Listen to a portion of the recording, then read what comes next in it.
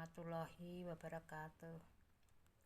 Pada kesempatan ini kita akan membahas tentang struktur sistematika dan kaidah kebahasaan teks laporan percobaan.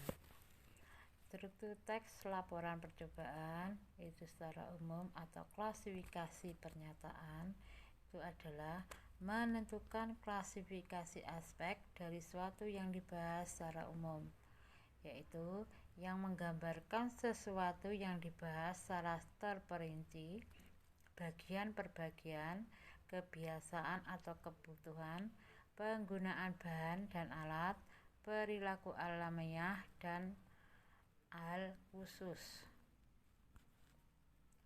Nah, selanjutnya adalah sistematika teks laporan percobaan.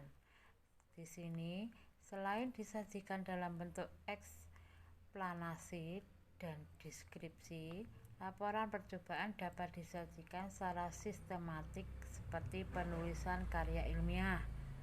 Nah, dalam laporan percobaan di sini sistematiknya meliputi 1. Judul, 2. Objek, 3. Pelaku percobaan, 4. Tempat dan waktu percobaan, 5. Tujuan, 6. Bahan atau alat, 7. Langkah, 8. Hasil laporan percobaan, 9. Simpulan, 10. Daftar pustaka. Judul.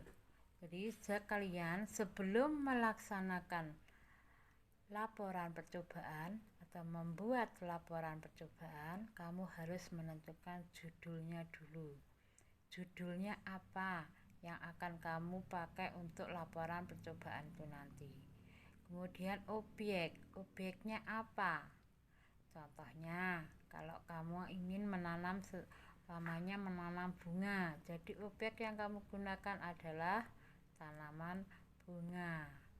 Kemudian pelaku percobaan. Pelaku percobaan di sini adalah siapa yang melakukan percobaan tersebut.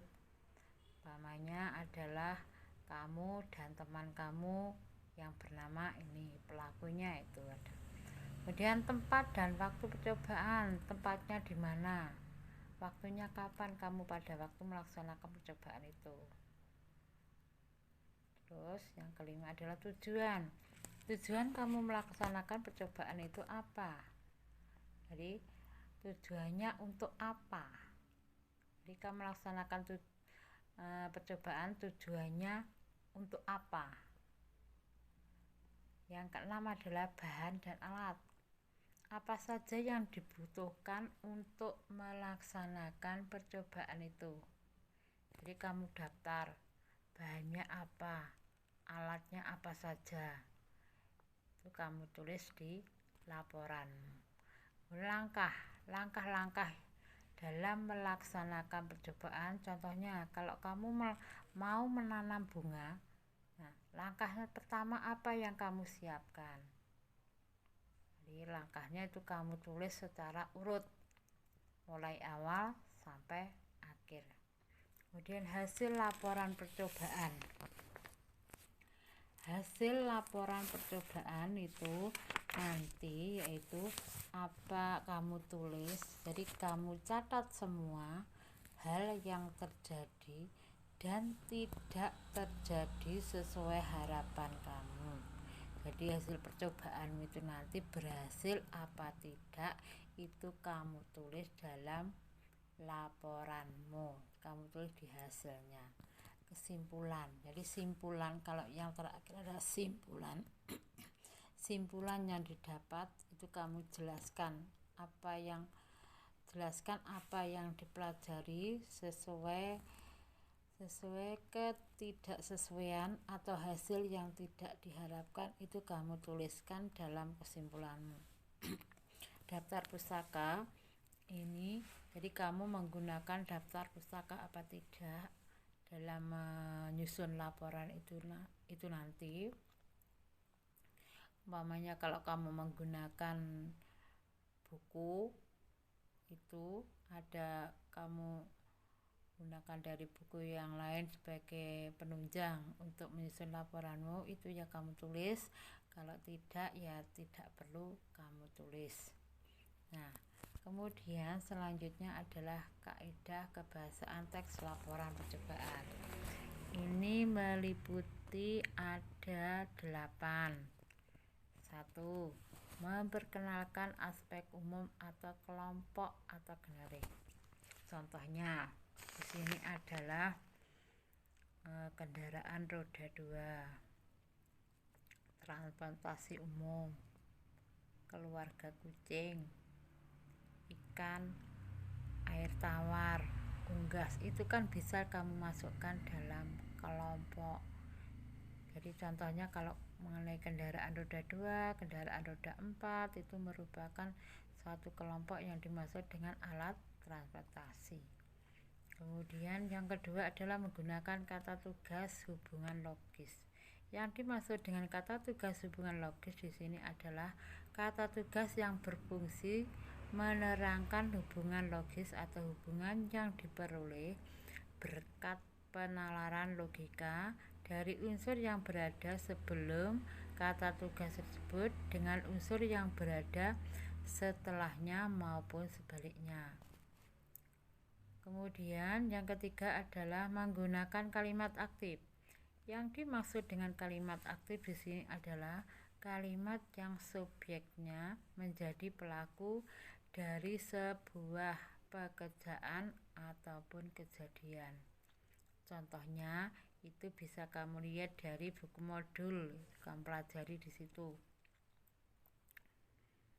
Terus selanjutnya adalah menggunakan kata kerja aktif untuk menggambarkan proses dan aksi. Di sini contohnya kalau dalam bentuk kalimat, saya menyirami tanaman hidroponik secara rutin setiap pagi. Itu menggunakan kata kerja aktif untuk menggambarkan proses dan aksi. Itu bisa kamu pahami di sini, kamu pahami kalimatnya seperti itu, contoh kalimatnya. Kemudian tidak ada urutan waktu, yang ada urutan kegiatan. Nah, tadi ada yang kelewat yaitu yang atas. Selain itu adalah menggunakan kata serapan atau istilah khusus sesuai bidang ilmu yang berkaitan dengan objek yang diamati. Terus yang ketiga adalah yang di sini menggunakan kata serapan. Itu adalah contohnya. Kata serapan di sini adalah kata yang diserap dari bahasa asing atau bahasa Jawa. Terus selanjutnya menggunakan kata benda dan frase benda dibandingkan kata ganti orang. Yang dimaksud dengan kata ganti orang di sini adalah kata yang menyatakan nama dari seseorang. Jadi kata ganti orang. Kemudian menggunakan biasanya disertai dengan foto, diagram atau tabel untuk memperkuat hasil pengamatan. Nah, ini bisa kamu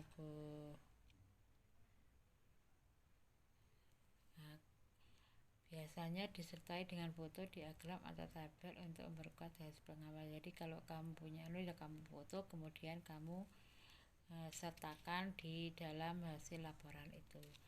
Demikian pembahasan pada kali ini. Jadi sebelum kamu tutup, tugas kalian adalah membuat laporan percobaan yang ada di buku paket halaman 31. Jadi ini secara individu kamu kerjakan, kemudian dikumpulkan minggu depan. Assalamualaikum warahmatullahi wabarakatuh.